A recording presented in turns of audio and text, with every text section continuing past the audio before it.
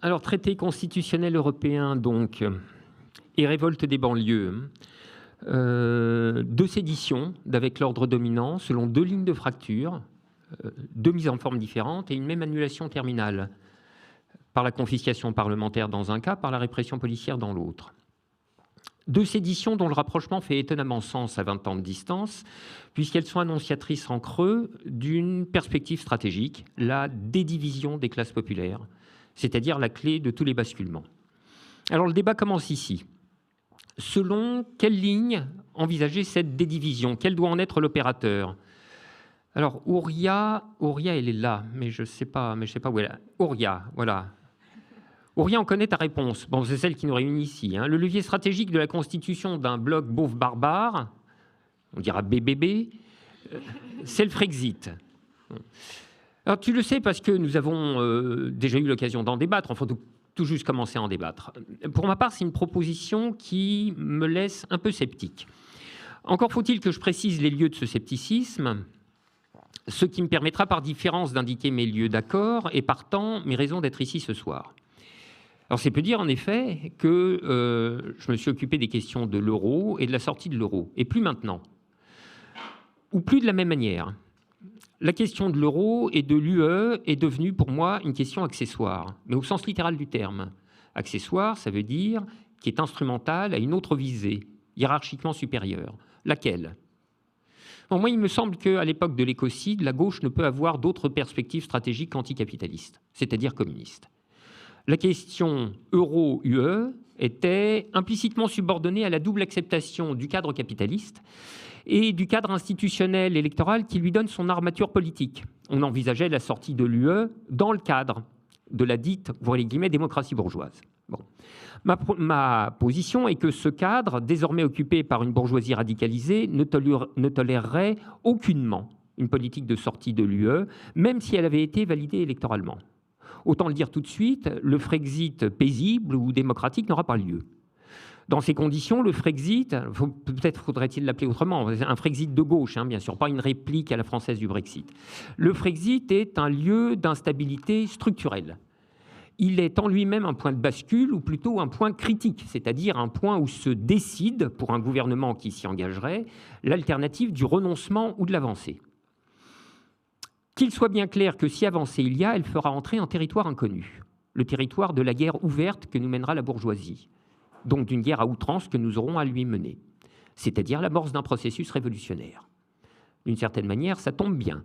En finir avec le capitalisme écocidaire est une affaire de processus révolutionnaire. Où l'on voit alors que le Frexit est rétrogradé au rang de détail, et je dirais même de détail trivial. Évidemment qu'on sort de l'UE si on sort du capitalisme. Dans une dynamique politique de cette nature, voilà le Frexit quelque part entre parfaite évidence et cadet de nos soucis. Donc, en l'état actuel de la proposition, j'ai peur que nous risquions de sous-estimer la portée réelle de l'aventure, avec au moins cet avantage collatéral de réduire considérablement l'alternative stratégique Frexit versus communisme, puisque le premier ouvrirait de fait une dynamique vers le second. Alors, Frexit mis à part, la question du BBB n'en demeure pas moins dans toute sa généralité. Par quel levier et par quelle sorte de proposition le faire advenir? La réponse qui nous réunit ici est double. En général, par une politique des affects, et en particulier par les affects d'appartenance à une communauté politique. Des affects dont il va falloir donner et les contenus et les dénominations adéquates. Qu'il y ait ici une ligne de fracture stratégique au sein de la gauche radicale, on le sait depuis longtemps, mais on le sait encore mieux après le débat qui a suivi votre réunion Alliance des Tours et des Bourgs. Alors vous voyez, j'allais m'excuser au début de cette intervention parce que je m'apprête à faire abstrait et théorique et peut-être difficile, mais en fait je ne m'excuse pas parce que nous avons un débat à mener à l'intérieur de cette gauche radicale. C'est un débat honorable, c'est un débat exigeant. Et pour le mener, nous devons avoir ce qu'il faut de munitions théoriques. Voilà. Et c'est de ce débat que je vais parler maintenant. Alors, les tours et les bourgs s'étaient heurtés à la répétition prévisible, doctrinale, légèrement dogmatique, de la ligne de classe. Il faut répondre que la ligne de classe, la ligne du travail et de l'exploitation soit tout à fait excellente et indispensable, qu'il soit hors de question de l'abandonner, Je pense que personne ici n'en doute, en tout cas pas moi. Mais la ligne de classe, je crois, tourne à l'impasse stratégique dès lors qu'elle se veut exclusive, au prix d'ailleurs, pour maintenir à toute force son exclusivité, de se livrer au plus invraisemblable déni. Ainsi de vos contradicteurs, dont par ailleurs nous connaissons et estimons les travaux, mais qui livrent dans la revue Contretemps une objection collective que j'ai trouvée indéfendable à force d'angle mort. On y lit notamment ceci, je cite: « On peut se demander si l'extrême droite rêve à proprement parler. Ses dirigeantes rêvent certainement du pouvoir, c'est incontestable. Voilà un rêve froid, technocratique, mais le reste est l'inverse du rêve. L'extrême droite ne projette rien d'autre que la haine et la domination. Son fonds de commerce est le ressentiment, la peur, le racisme, l'exclusion. » Fin de citation. Bon, dans une lecture à l'aveugle, c'est un texte qu'on peut aisément attribuer à Edoui Plenel, par exemple. Donc c'est tout en moralisme et en dénonciation pharisienne, sans la moindre analyse de ce qui fait la force d'attraction de l'extrême droite. Car, j'en suis bien désolé pour nos camarades contradicteurs, mais en fait pour nous tous, malheureusement, oui, l'extrême droite rêve et fait rêver. Plus exactement, elle fait fantasmer. Alors, il faut ne pas vouloir regarder les choses parce qu'elles sont désagréables à voir pour soutenir des dénis pareils. Il faut n'avoir jamais jeté un œil aux parades néo-nazis. Je signale qu'elles sont observables dans les rues de Paris désormais. Il faut n'avoir jamais vu les bras tendus, les uniformes, les oriflammes, les intensités collectives qui parcourent ces hordes et les exaltent littéralement. Il faut n'avoir jamais vu d'images de copes radicalisées, de vidéos de fascistes musculeux à l'entraînement jouissant de leur masculinité et de leur violence, pour ignorer à ce degré que le fascisme est avant tout une proposition pulsionnelle et d'une force inouïe. La proposition d'un collectif en fusion, orienté vers l'assertion violente de la puissance et de la domination sadique, et que c'est cette proposition-là que nous avons à combattre.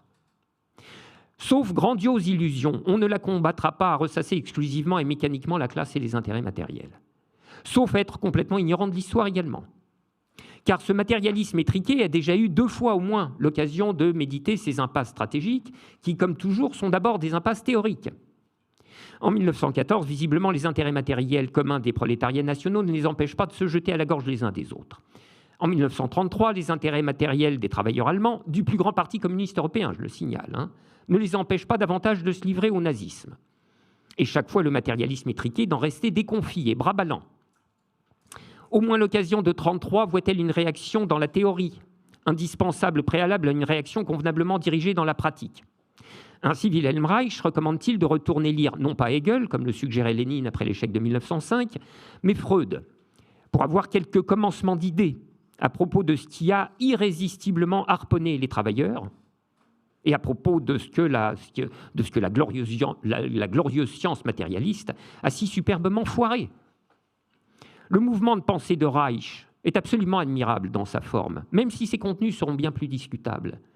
Geste en tout cas qui lui vaudra la double exclusion simultanée des 2 églises également fossilisées, le Parti communiste allemand et l'Association internationale de psychanalyse. Bon, je vais vous dire, c'est à ça qu'on reconnaît les vrais penseurs. Ce sont ceux qui se rendent insupportables aux institutions. Bon. Et voilà qu'à 80 ans de distance, le catéchisme reprend son cours et les catéchumènes leur activité, dans des circonstances pourtant si semblables à celles d'alors, mais sans le moindre effet d'apprentissage, sans le moindre déplacement de la pensée. Les intérêts matériels, rien que les intérêts matériels. Je l'avoue, c'est un peu désespérant. Mais alors, pourquoi les pauvres votent-ils la droite et à l'extrême droite? Car c'est ce qu'ils font en ce moment. Le matérialisme étriqué ne juge pas nécessaire de faire d'inutiles efforts. Il possède déjà l'explication, la fausse conscience. On ira donc évangéliser pour redresser les consciences tordues et leur faire apercevoir droitement leurs véritables intérêts. Le plus comique étant que ce sont souvent ces combles d'idéalisme qui croient pouvoir donner des leçons de matérialisme. Non. Malheureusement pour eux, l'idéalisme est le terminus du matérialisme étriqué. On n'y échappe que par un matérialisme étendu, qui se définit comme la saisie de toutes les forces réelles, de toutes les forces agissantes. Celle de la causalité matérielle, ça va sans dire, mais les autres tout autant. Le matérialisme étendu est un réalisme intégral, dont finalement Althusser aura donné la formulation la plus pénétrante et aussi la plus synthétique. Le matérialisme, dit-il, c'est de ne pas se raconter des histoires. C'est le matérialisme étriqué qui s'en raconte, et en technicolore, par refus de voir tout ce qui déborde les seules forces des conditions matérielles d'existence. Car oui, il y a d'autres forces à l'œuvre. Affect est alors par excellence le concept de ce matérialisme étendu, et non une affaire d'état d'âme ou de psychologie individuelle, comme le croient quelques mal comprenants. Il est assez évident, en effet, que, contrairement à l'indigente antinomie des intérêts matériels et des affects, ou des idées et des passions, il est assez évident que nos conditions matérielles d'existence nous affectent. Mais d'autres également, d'une autre nature, des formations collectives, imaginaires ou symboliques, par exemple, qui sans doute ne tombent pas du ciel, dont l'existence s'expliquera, entre autres choses, par le contexte structurel, où elles n'apparaissent pas par hasard, en l'occurrence le contexte du mode de production capitaliste. Que l'affect national dont nous allons bientôt parler naisse au milieu du capitalisme n'est en effet pas fortuit, du tout. Mais cette nécessité convoque une explication à médiation allongée, de dernière instance, comme on disait jadis. Malheureusement, dans la pratique, les arguments sophistiqués de la dernière instance ne toucheront pas grand monde et condamneront à l'inefficacité immédiate de répéter simplement la classe et les intérêts matériels, même, et je dirais spécialement, en conjoncture fasciste. L'affect national, donc. Pourquoi et surtout comment s'intéresser à lui? Car disons-le tout de suite, un exclusivisme de l'affect national ne vaudrait pas mieux que l'exclusivisme symétrique des intérêts matériels et de la production. Il vaudrait même bien pire. Mais en fait, c'est tout simple, il faut tenir les deux ensemble. Et voyez de quelle manière ils s'accrochent aisément. Partons de la production. Elle est un lieu d'affect, évidemment. À plus forte raison considérée dans une perspective communiste, qui a, quoi qu'on en dise, quelques ressources passionnelles à faire valoir. Les affects de la souveraineté des producteurs, c'est-à-dire de la réappropriation des moyens, des finalités et du sens de l'activité productive. Les affects de composition égalitaire des puissances également. Et même au-delà du collectif de production, les affects, disons-le, d'une fierté historique, puisqu'elle serait la fierté d'être part à un tournant de l'histoire humaine, le tournant communiste. Alors vous voyez, partie de la production, une fierté de cette nature, à l'échelle non du petit collectif, mais du grand, du collectif des collectifs, et par construction un affect d'appartenance à une communauté politique, et même, lâchons le mot, un affect d'identité, pour lequel toute une partie de la gauche radicale, qui regarde les mots plus qu'elle ne pense les choses, déclare aussitôt une horreur de principe, une horreur symptomatique également, je crois. Je suis toujours très frappé, en effet, que des gens qui ont le plus souvent du commun et de la défense des communs plein la bouche calent aussi spectaculairement, lorsqu'il devient question d'identité commune. On est frappé, mais on n'est pas surpris. Ici, la gauche radicale révèle ses adhérences bourgeoises impensées et la philosophie sociale implicite que ces adhérences structurent. Si l'appartenance et l'identité commune lui sont aussi odieuses, c'est parce que le bourgeois ou le petit bourgeois éduqué qui fait le gros des troupes de cette gauche est foncièrement un individualiste métaphysique. L'identité, c'est bon pour lui, toujours porté à se penser comme une singularité. C'est bon pour lui, mais pas pour les masses. Dès qu'elle cesse d'être individuelle pour devenir collective, l'identité lui est une horreur.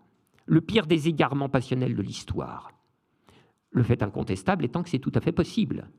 Il n'y a pas lieu de s'étendre longuement sur le désastre des identités nationales nationalistes chauvines. C'est précisément de ce désastre identitaire collectif que se repaissent les fascismes. Nous ne sommes pas plus ignorants ni plus inconscients que la moyenne, nous savons ça très bien.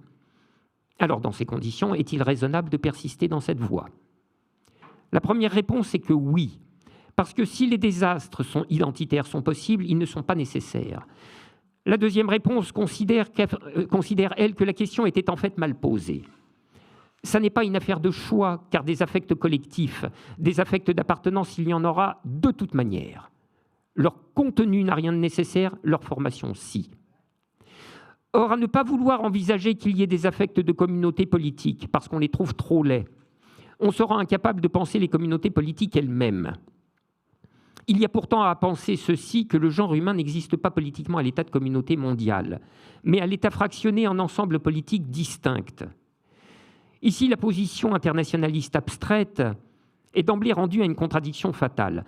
Soit elle maintient qu'il ne doit plus y avoir que le grand ensemble du genre humain unifié, la communauté unique, mais pour que ce soit davantage que des mots creux ou un rêve de singe, il va falloir qu'elle nous en indique la forme politique. Bon courage.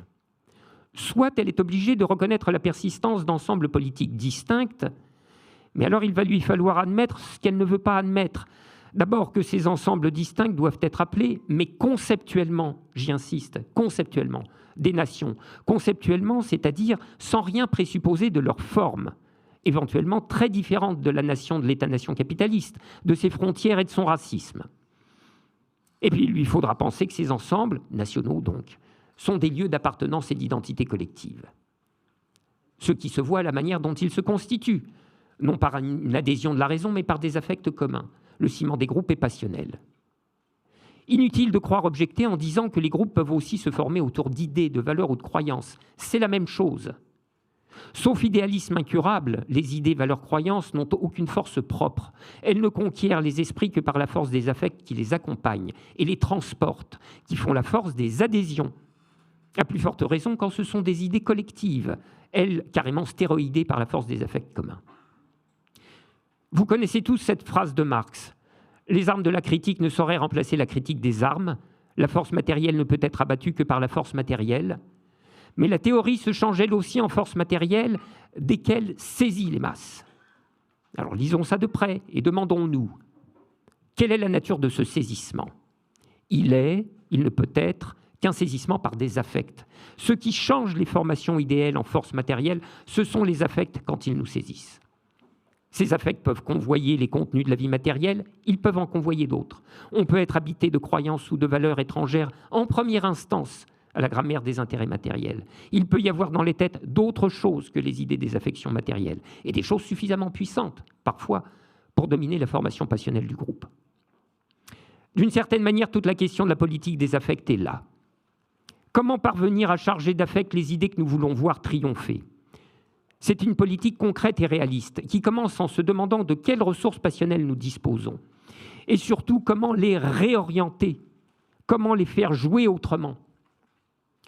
L'hypothèse qui commande notre réflexion, c'est que les affects d'appartenance comptent parmi les plus puissantes de ces ressources passionnelles. C'est là le point de refus catégorique du matérialisme étriqué qui, en plus de ne connaître que les intérêts matériels, donne à son internationalisme le sens d'une critique sans appel de la nation. Une critique qui est en soi très pertinente historiquement, très bienvenue politiquement même, et pourtant très déficiente conceptuellement. Car de la nation, précisément, cette critique ne possède aucun concept. Par défaut, nation est alors rabattue sur sa réalisation historique présente, mais contingente.